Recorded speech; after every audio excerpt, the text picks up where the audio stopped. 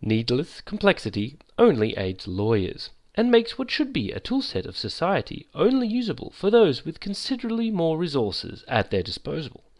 Here we are talking about government regulation, taxes, and laws in general. Regulations in of themselves are not generally stifling if they are universally implemented. See video on fixing trade. It is needless complexity and room for interpretation that leaves uncertainty.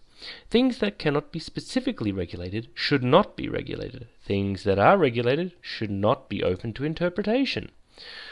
The modern medical, educational, and regulatory bureaucracy are nothing more than the guilds of old.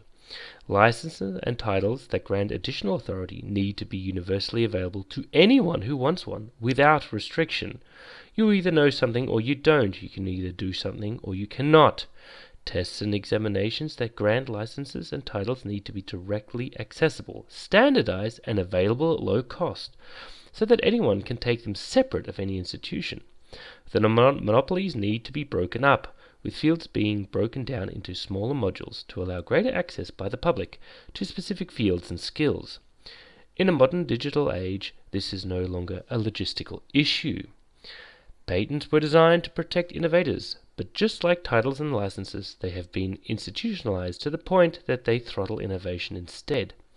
Patent infringements need to only result in, at the most, a percentage of profits of the sales of the infringing product being allocated as royalties, depending on the influence on the patent idea plays in the new product.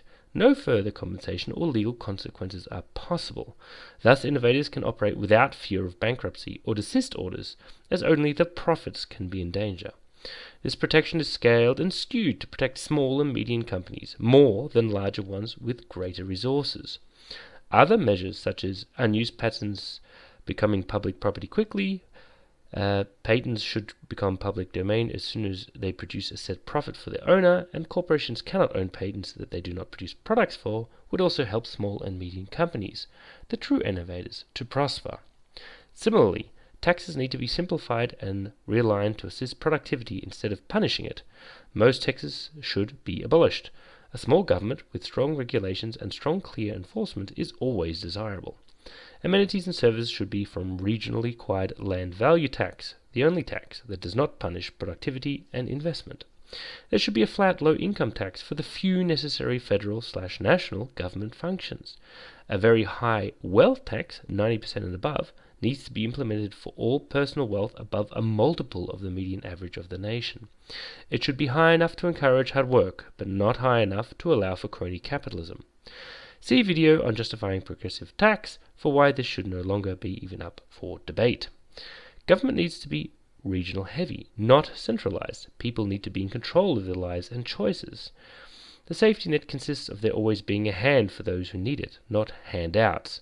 In this vein of self-determination, most naturally occurring drugs need to be decriminalized. Anything a person does to themselves remains in their control. Only if their actions impact others directly does it constitute a crime. The freed police resources can go into the social safety net and eradicating the last remnants of the few avenues of organized crime that can still make money. A nanny state always leads to rights abuses. Without the right to fail, we lose freedom and the rewards of success. I would gladly answer any questions you may have on this subject. Take care, and all the best.